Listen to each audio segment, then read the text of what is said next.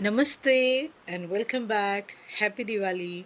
मी मनीषा पवार स्वागत करते तुमचं माझ्या चॅनलमध्ये. आज एका डिबेट कॉम्पिटिशनमधील वादविवाद स्पर्धेतील एक विषय मी तुमच्यासोबत शेअर करणार आहे.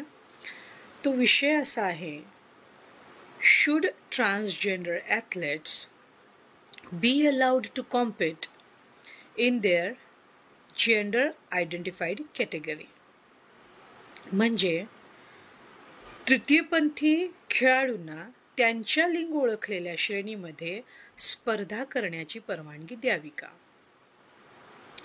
याचा अर्थ असा सांगता येईल, तृतीयपंथी ट्रान्सजेंडर त्यांच्या लिंग ओळखलेल्या श्रेणीमध्ये, म्हणजे ती श्रेणी ज्यात ती व्यक्ती स्वतःला ओळखते. श्रेणी कोणत्या असतात? महिला स्पर्धा, पुरुष स्पर्धा या श्रेणी असतात. त्या श्रेणीमध्ये ती व्यक्ती स्वतःला ओळखते. परवानगी द्यावी का, म्हणजे परवानगी द्यावी का, नियम अटीसहित द्यावी का की अजिबात देऊ नये, याबद्दलचे वादविवाद. प्रथमतः ट्रान्सजेंडर म्हणजे काय बघू. ट्रान्सजेंडर म्हणजे जर एखादी व्यक्ती जैविकदृष्ट्या बायोलॉजिकली पुरुष म्हणून जन्माला आली असेल आणि ती व्यक्ती स्वतःची ओळख महिला म्हणून सांगत असेल तर त्या व्यक्तीला ट्रान्स महिला म्हटलं जातं.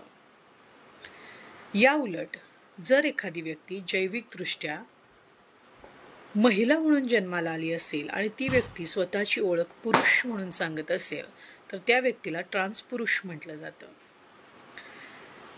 तर हे XXXY या गुणसूत्रातील बिघाडामुळे असं थर्ड जेंडर जन्माला येतं. आज तो आपला विषय नाही.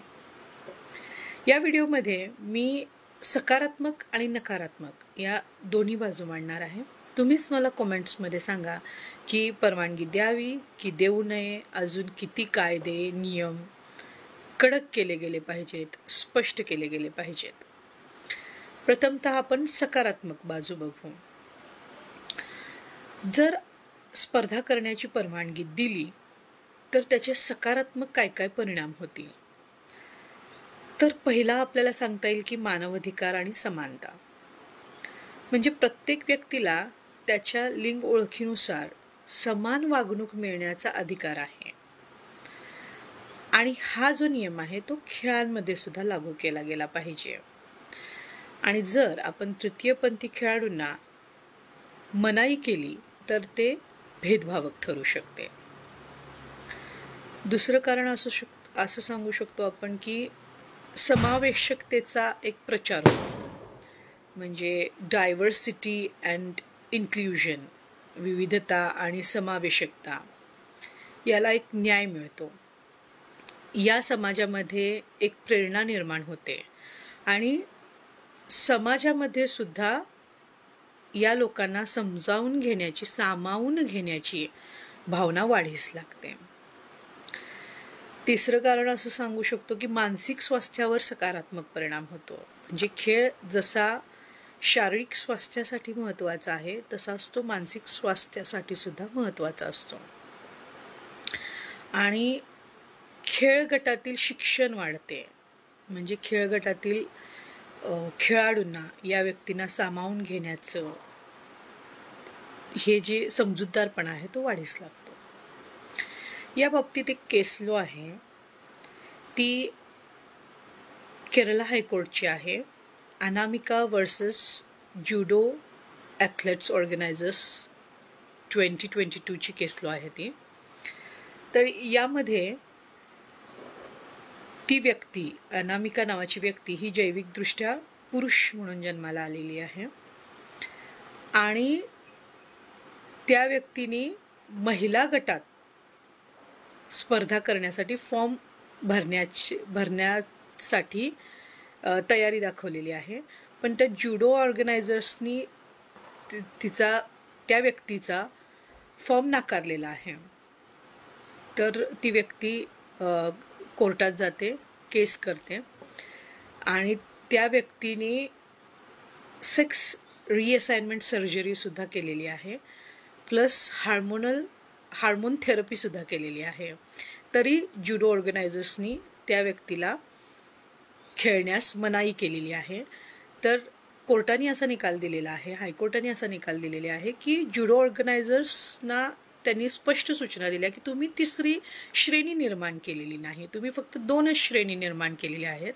त्यामुळं राईट ऑफ सेल्फ आयडेंटिफिकेशन या आधारावर ती व्यक्ती जर स्वतःची ओळख महिला म्हणून सांगत असेल तर तुम्ही त्यांची स्पर्धा करण्याची परवानगी नाकारू शकत नाही, तुम्हाला ती परवानगी द्यावी लागेल.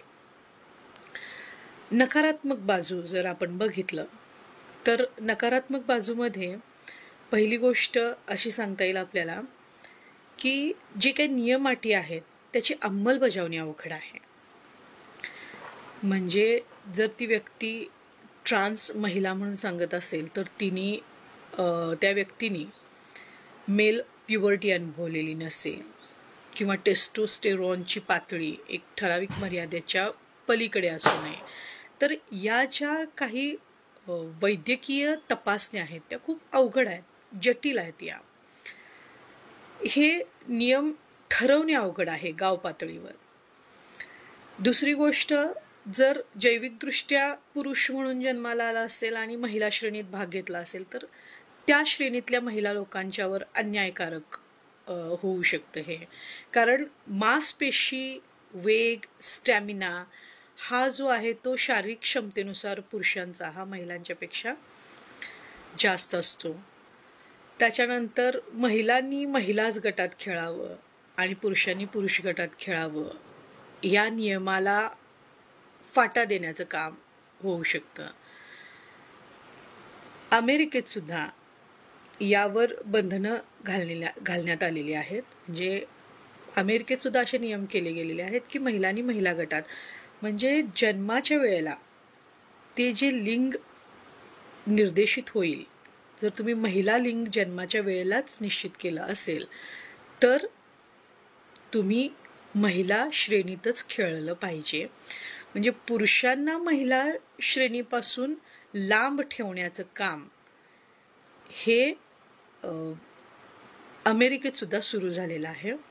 आणि जे काय शारीरिक बदल केले जातात, सेक्स रिअसाइनमेंट सर्जरी केली जाते, त्याचे दूरगामी असणारे भयावह परिणाम याच्यावर सुद्धा अमेरिकेमध्ये बंधनं आलेली आहेत. आपल्याकडे transgender persons rights of transgenders 2019 जो ॲक्ट आहे त्याच्यामध्ये सुद्धा कुठलेही स्पष्ट नियम किंवा कायदे अजून आपल्याकडे अस्तित्वात नाहीत. नॅशनल स्पोर्ट्स पॉलिसीज 2025 मध्ये सुद्धा की या व्यक्तींना परवानगी द्यावी की देऊ नये याबद्दल कुठलेही स्पष्ट कायदे नाहीत. त्यामुळं जर आपल्याला ती श्रेणी, महिला श्रेणीमध्ये महिलाच खेळल्या गेल्या पाहिजेत आणि पुरुष श्रेणीमध्ये पुरुषच खेळले गेले पाहिजेत, तर त्यासाठी ते नियम स्पष्ट असणं गरजेचं आहे. जर हे नियम तेवढे स्पष्ट नसतील तर ती व्यक्ती ज्या श्रेणीची स्वतःची ओळख सांगत असेल त्या श्रेणीमध्ये त्या व्यक्तीला स्पर्धा करण्याची परवानगी दिली पाहिजे. तर हा खरंच एक सामाजिक गुंतागुंतीचा आणि संवेदनशील विषय आहे. त्याच्या सकारात्मक आणि नकारात्मक दोन्ही बाजू मांडण्याचा मी प्रयत्न केला आहे. तर तुम्हीच मला कॉमेंट्समध्ये सांगा की परवानगी द्यावी की देऊ नये. आणि see you in the next video. Thank you.